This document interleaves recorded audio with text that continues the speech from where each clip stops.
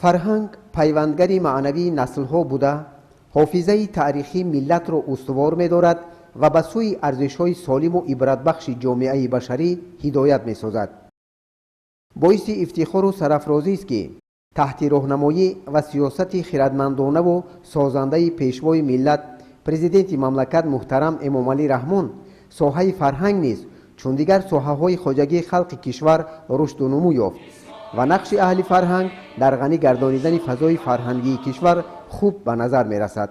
خصوصا برای فعالیت نظررس فرهنگچیان ولایت ختلان قبول یک قطار برنامه‌های ساحوی تکانی جدی بخشید. همچنین بنیاد و مورد استفاده قرار دادن انشاءات‌های گوناگون فرهنگی در شهر و نواحی ولایت به فعالیت شروع کردن یک زمره انسامبل‌ها به مانند فلک، شش مقام، انسامبل‌های رقصی ستاره، انسامبل اتنوگرافی خوتل نزد مقامات اجرایی حکومت دولتی ولایت از دستاورد و پیشروی‌های ساحه در دوران صاحب استقلالی مملکت گواهی می‌دهند. رویدادهای فرحبخش و پدیده‌های دیگری ساحه برای اهل فرهنگی ولایت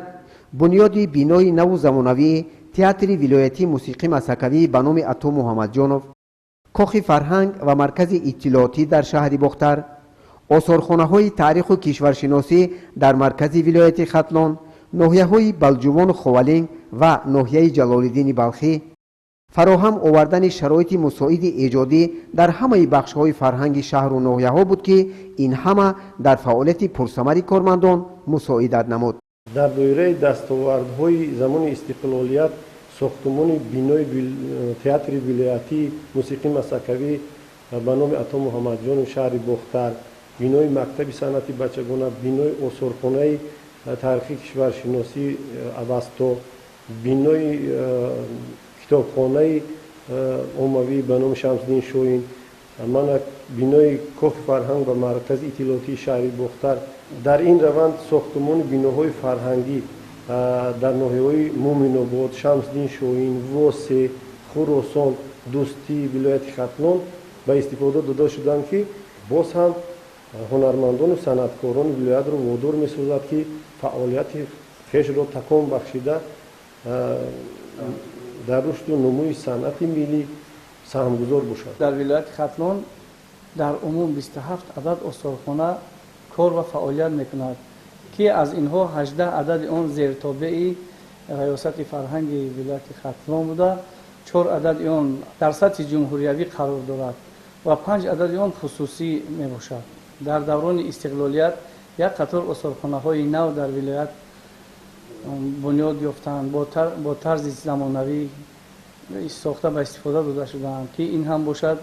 با تشبث و سفارش‌های به واسطه جناب عالی اساسگزار صلح و وحدت ملی پیشوای معظم ملت ما امام علی رحمان در ناحیه خوالینگ، در ناحیه بلجوان، در ناحیه جلال‌الدین بلخی ساخته به استفاده داده شدند. مورد استفاده قرار دادن بیناهای نو زمانوی مکتب‌های صنعتی بچگانه در برخی از شهر و ناحیه‌ها بهری به دست آوردن تجربه و ارزش‌های حسیاتی نورسان به صنعت، از خود نمودن دانش‌های ابتدایی موسیقی، پیدا نمودن ملکه و مهارت نقش عمیق گذاشتند. ساختمان بیناهای مکتب‌های صنعتی بچگانه با مانند بینای مکتب صنعتی بچگانه شهر باختر، ناحیه خوالینگ و عین حال در ناحیه جلال‌الدین بلخی ساختمان دو آشیانه مکتب صنعتی بچگانه رفته ایستاده است که در عرفه جشن 35 سالگی استقلالیت دولتی جمهوری تاجیکستان ساخته به استفاده داده می‌شود. همچنین در این مدت در ناحیه‌های کوشانیان، واسه و بسیار شهر ناحیه‌های دیگر مکتب‌های صنعتی بچگانه در بیناهای نو زمانوی قصر و کاخ‌های فرهنگ جا داده شدند. در برابر دیگر پیشروی‌ها با تشبث ریاست فرهنگ ولایت ختلان مثلا به خاطر زنده گرداندن صنعت ملی هنرمندان ولایت شادروان مقدس نبی و صنف هنری در ناحیه فرخار مکتب صنعتی بچگانه، در شهر کلاب صنف غفار کریمов، در ناحیه شمس‌الدین شاهین صنف گلچهره صادق و در ناحیه یوان صنف تقوی مراد خوشبختov همین تأسیس داده شد که به خاطر جلب بیشتری خوانندگان نورسان به محفل‌ها و صنف‌ها نظررس می‌باشد. امروزه در حدود ولایت ختلان 936 عدد یادگاری های تاریخ و فرهنگی ارزی وجود دارند که از این شماره 719 عددش یادگاری های باستانی، 91 عدد یادگاری های مونومنتالی و 126 یادگاری های معماری ارزی هستی دارند که دوره به دوره با دستگیری حکومت جمهوری و وزارت فرهنگ تعمیر و از نوسازی گشته ایستادند. با دستگیری حکومت جمهوری تاجیکستان و سیاست فرهنگی اون و مخصوصا با دستگیری پیشوای معظم ملت محترم امامعلی رحمان سالهای اخیر آبادانی و ساختمان از نوسازی در مقبره و یادگاری‌های تاریخی چشمرس می‌باشد. مثلا در منطقه کلوب مقبره میر سید علی حمدانی، سلطان اویس قرنی، در ناحیه شهرتوس مقبره حاج مشعد، همچنین 44 چشمه، در ناحیه جلالدین بلخی امام زین العابدین و در بسیار شهر ناحیه‌ها موضع‌های تاریخی، موضع‌های سیاحی بسیار آباد و زیبا گرده ایستاده‌اند که این هم باشد برای جلب بیشتری سیاحان خارجی و داخلی